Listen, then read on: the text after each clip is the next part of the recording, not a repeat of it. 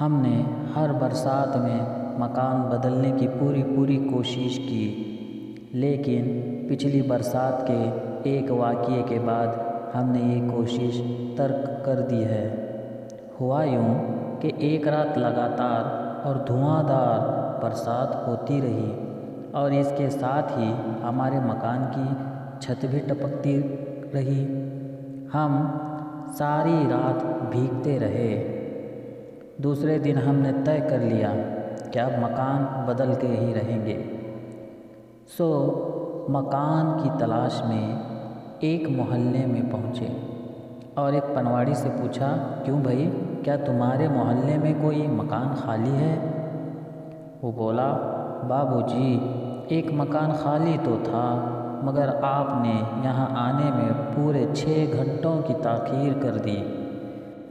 ہم نے پوچھا، کیا وہ مکان کرائے پر اٹھ گیا؟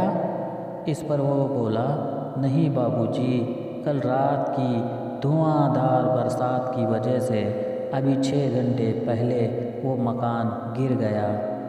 اگر آپ 6 گھنٹے پہلے آتے تو آپ کو ضرور مل جاتا۔ اس واقعے کے بعد بھلا کس کی شامت آئی ہے کہ وہ نیا مکان تلاش کرے؟